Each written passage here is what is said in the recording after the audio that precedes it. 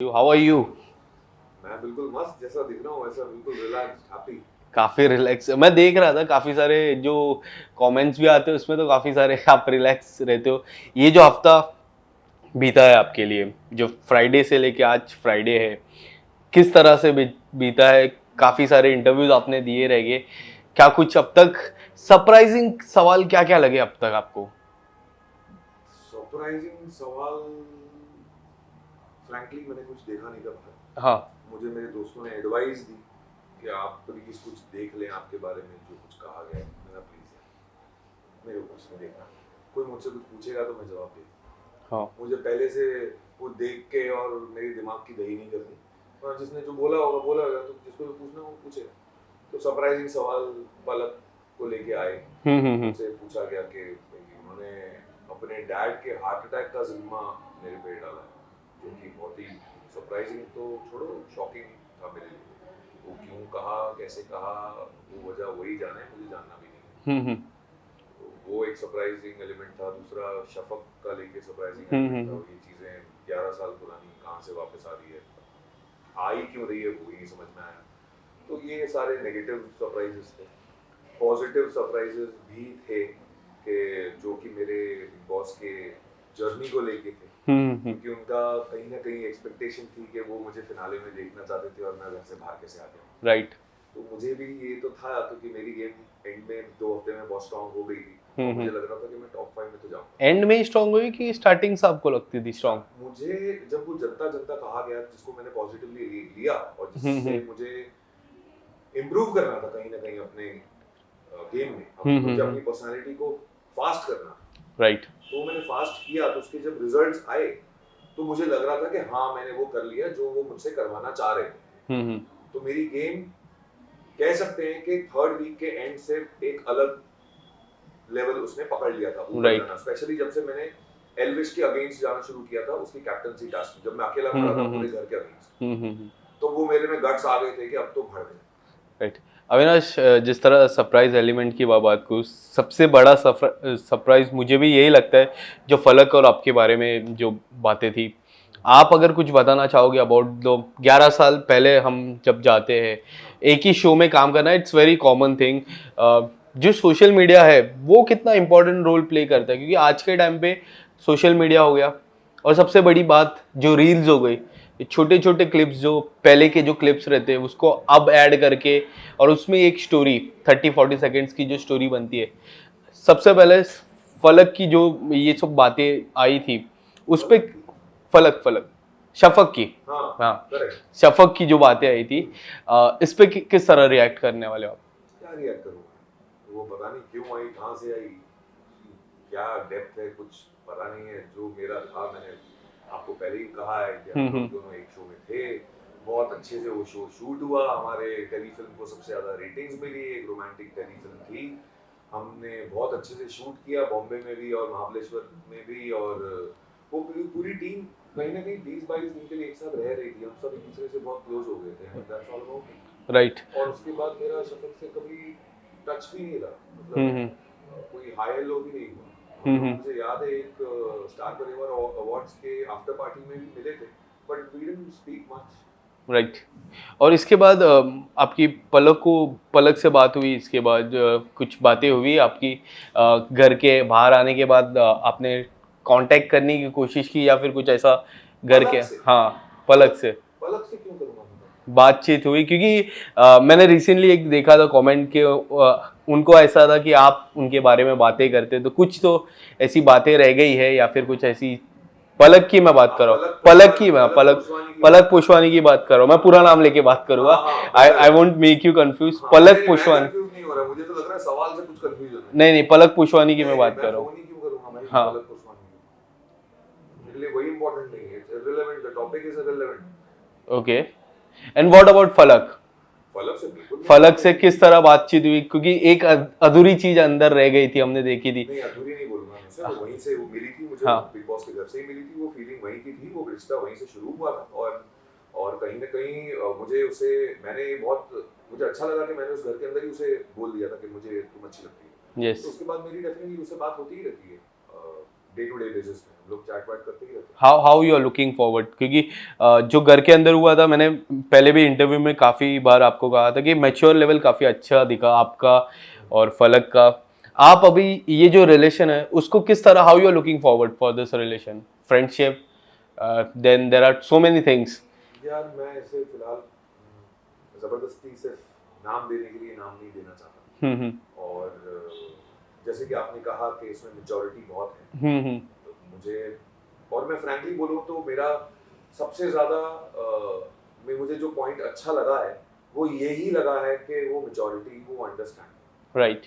कि यार उसके वजह से ना एक अलग ही कंफर्ट लेवल है हम दोनों के बीच में। हमें किसी को ज़बरदस्ती कुछ समझाने की ज़रूरत नहीं पड़ती कि यार ये क्यों हुआ, फिर आप समझाओ कि यार ये इसलिए हुआ क्योंकि ऐसी मेरी सोच थी। तो वैसे हमारे बीच में ऐसा कुछ है ही नहीं, अलग लेवल ही कंफर्ट लेवल है, कोई ऑकवर्डनेस, कोई डिस्कम्फर्ट है ही। Right. So it's going on very smoothly. जो भी चीज़ें हो रही हैं ऑर्गेनिकली हो रही हैं, जो बिग बॉस के घर से शुरू हुई थी उसी पेस में अब हम निजी जिंदगी में आ गए हैं, तो हमारी निजी जिंदगी कंपेयर टू बिग बॉस की जिंदगी बहुत स्लो होती है। तो यहाँ थैंकफुली सब अपने हिसाब से स्लो चल रहा है। ओके। इसमें इस साल के जो OTT प्लेटफॉर्म की मैं बात करूँ तो सबसे ज़्यादा चर्चा दो चीज़ों को लेके हुई है। एक तो पहले यही थी यूट्यूबर्स वर्सेस टेलीविजन एक्टर, जिस पर आपने कमेंट भी किया है। आप किस तरह से देखते हो जब ये चर्चा हो जाती है? How how would you like to react on it? उसमें मतलब ये चीज़ तो मेरे जहन में भी नहीं थी। ये जब चीज़ें बिग बॉस के घर में आई तब मेरे जहन में आने लगी कि अच्छा ऐसा बोला जा रहा है कि कंपेयर किया जा रहा है कि यूट्यूबर्स और एक्टर्स अलग। तो मेरा ये सोच है कि मैं उनकी रेस में हूँ ही नहीं। हाँ। मेरी सोच ही अलग है, और मैं इस इंडस्ट्री में जब आया था तो मुझे करना कुछ और था, और मैं कभी अपने फॉलोअर्स के पीछे, फॉलोअर्स बढ़ाने के पीछे कभी भागा नहीं। वो आपने मेरी सोशल मीडिया से देखा ही होगा आज तक मुझे कि मैं ज़बरदस्ती ऐसा, मैंने सोशल मीडिया पे अपने आप को कभी पोर्ट्रे नहीं किया कि जो मैं अपना रियल ना दिखूं। और मैं कभी ज़्यादा किसी भी प्लेटफॉर्म पे ज़्यादा एक्टिव रहा नहीं। मुझे ऐसा लगता है कि मुझे सोशल मीडिया पे एक्टिव रहने के लिए भी एक वजह चाहिए। जब सलमान सर ने भी मुझसे शो में पूछा था कि आप आज तक एक्टिव नहीं है लेकिन क्या अब आप रहेंगे, मैंने कहा था कि यस मैं डेफिनेटली अब रहूंगा, क्योंकि मैं बिग बॉस में जब गया हूँ, जब मैंने इतना बड़ा प्लंज उठाया है तो मुझे सोशल मीडिया पे एक्टिव रहना पड़ेगा, और मैं रहूंगा क्योंकि वो भी मेरे काम का हिस्सा है। करेक्ट।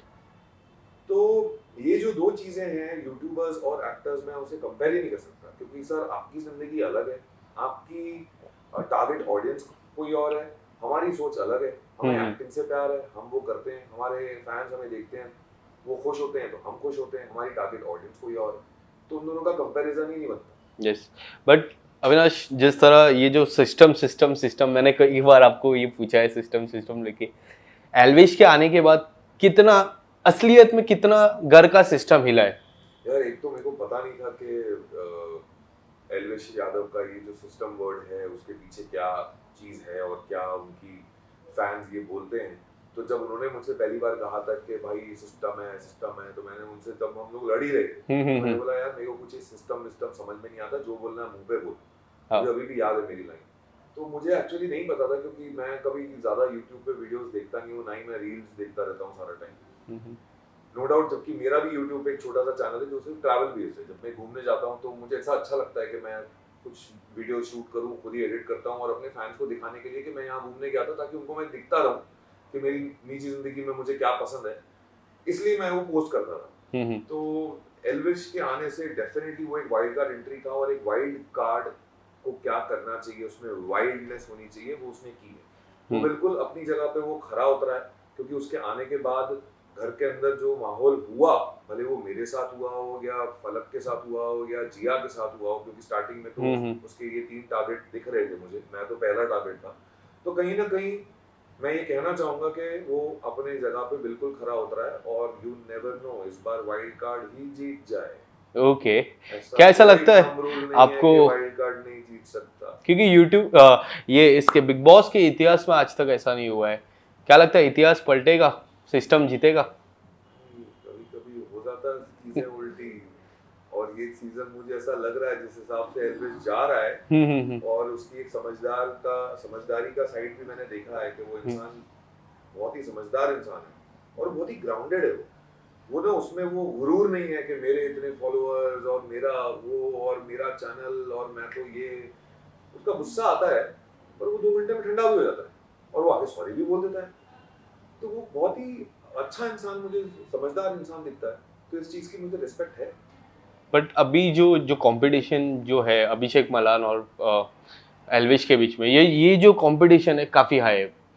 बाकी जो 3 खिलाड़ी है वो अलग है, बट ये जो मेन कंपटीशन है टॉप 2 के रेस में, ये परफेक्ट कैंडिडेट ऑडियंस को लगती है।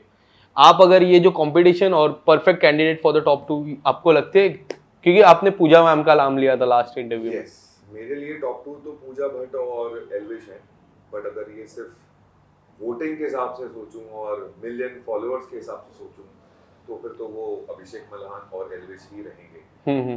बट ऐसा नहीं होना चाहिए। कहीं ना कहीं जनता जो देख रही है, जनता को उस हिसाब से भी कहीं ना कहीं वोटिंग हो रही होगी, क्योंकि पूजा जी के भी तो फॉलोअर्स बढ़े होंगे ना अंदर जाने के बाद। पूजा जी भी इतने टाइम के बाद दिखी है टीवी पे, राइट। पर पूजा जी के फॉलोअर्स उन्हें कितना सपोर्ट कर रहे हैं वो हमें दिख नहीं रहा है। और पूजा जी फिनाले में भी पहुंच गई हैं, तो कहीं ना कहीं उनके फॉलोअर्स भी उन्हें सपोर्ट कर रहे हैं, जैसे मैं उनका फॉलोअर हूँ और मैं उन्हें सपोर्ट कर रहा हूँ। राइट। तो देखते हैं यार, जो होगा we have to accept it, क्योंकि जनता असली बॉस है and we have to respect it। Yes. अब एविक्शन हुआ जिया का, ये एविक्शन के बारे में कितना डिजर्विंग था, कितना फेयर था आपके हिसाब से? क्या वो टॉप 5 के रेस में काबिल नहीं लगती आपको, क्या लगती है? ये काबिल तो मुझे लगती है। जैसे कि मुझसे जब सलमान सर ने पूछा था अविनाश क्या लगता है कौन एलिमिनेट होगा, तो मैंने मनीषा, क्योंकि मैं उसकी सिर्फ गेम देख रहा था। तो उसकी गेम पहले ऐसे थी, फिर बहुत ही नीचे बोरिंग हो गई और ऐसा बोला स्क्रिप्ट खत्म हो गई है, वही चीज करती रहती है, बहुत सारे मुखौटे। तो मुझे लगा मनीषा को एक एलिमिनेट होना चाहिए, क्योंकि जनता भी देख रही है, जनता भी समझेगी।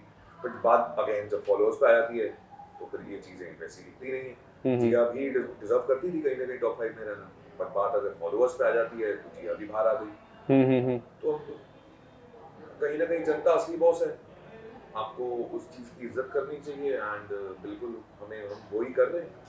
आपको क्या लगता है वो जो टॉप 5 जो है, मैं बता देता हूँ फिर से, एल्विश, अभिषेक, बेबिका, मनीषा एंड पूजा मैम, ये जो 5 में है, कौन ऐसा लगता है कि इसके बदले मैं होना चाहिए था टॉप 5 में?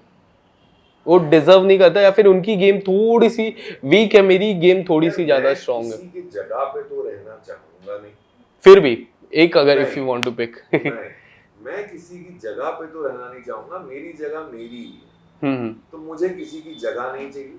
अगर मैं डिजर्व करता और अगर मेरे को ज्यादा वोट्स मिलते तो मेरी खुद की वहां जगह होती, और अगर मेरी वहां जगह नहीं है, मैं यहाँ आपके साथ बैठ के बात कर रहा हूँ। राइट। सबसे बड़ी सीख क्या थी अविनाश इस घर में आपके लिए?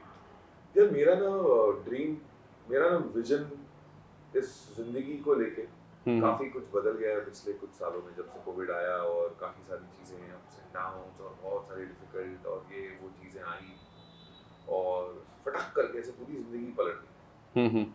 तो उस दौर में ना जिस तरीके से मैंने चीजें समझी और लोगों का ना रिएक्शन चेंज हो जाता है आपकी तरफ, और आपका खुद का रिएक्शन चेंज हो जाता है आपकी तरफ, आपका कॉन्फिडेंस हिल जाता है, आपका एक नजरिया चीजों को देखने का बदल जाता है, आपके खुद से सवाल पैदा हो जाते हैं आपके कॉन्फिडेंस को लेकर।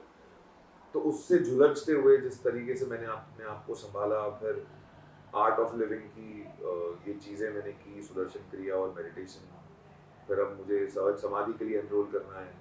तो उन चीज़ों की वजह से जो मेरा एक आउटलुक और एक विजन चेंज हुआ लाइफ के लिए, उसने मुझे बहुत ही ग्रो करने में हेल्प की। तो मेरा जो विजन है वो मेरा विजन ये है कि मुझे जिंदगी के बारे में और समझना है। राइट। और उसकी कोई लिमिट नहीं है, मैं जितना भी समझता जाऊंगा उतना कम ही पड़ेगा, क्योंकि मुझे सिर्फ इतना समझ में आ गया एंड में कि हैप्पीनेस से बड़ी कोई चीज़ नहीं है। भले वो आपकी काम के लेके हैप्पीनेस हो, या आपकी मेंटल हेल्थ को लेके हैप्पीनेस हो, या आपकी निजी जिंदगी को लेके हैप्पीनेस हो, happiness the end of everything. Yes. एक आखिरी सवाल, अब आपका टॉप 3, अब बोल रहे थे कुछ? हाँ बोलिए। So I am so sorry to cut. जो मेरा विजन था जिंदगी को लेके, जिसमें मेरे लिए हैप्पीनेस सबसे ज्यादा इंपॉर्टेंट है, अब वो चीज में मैंने 4 कदम और रख लिए हैं बिग बॉस के घर में जाने की वजह से। तो मैं बाहर निकला हूँ एक ब्रॉडर विजन के साथ। तो जैसे कि मैंने कहा इसका कोई अंत नहीं है, लेकिन मैंने इस पे चलना शुरू कर दिया। यस। अब एक आखिरी सवाल, अब आपका टॉप 3 और विनिंग मटेरियल कौन है उस घर का? यार मेरे टॉप 2 तो भाई पूजा मैम पूजा है, भट्ट एल्विश। और एल्विश। थर्ड कौन लगता है? थर्ड वो जो पोजीशन है। यार लोग सेकंड को नहीं याद रखते यार, थर्ड को कौन याद रखेगा? तो थर्ड कोई भी हो, क्या फर्क पड़ता है? लास्टली क्या लगता है कौन जीतेगा विनिंग? यार डिजर्विंग जो मुझे लगता है, जिन्होंने हर तरीके से बिग बॉस जो पर्सनालिटी शो है वो हर जगह समझ के खेला है, वो है पूजा भट्ट। बट रही बात, अगर जैसे कि मैंने कहा, अब जनता असली बॉस है, वोट्स पे आ जाती है चीज़ें, और एल्विश भी मुझे स्ट्रॉन्ग दिखता है क्योंकि वो समझदार इंसान है, तो मुझे एल्विश भी नजर आता है। Thank you so much.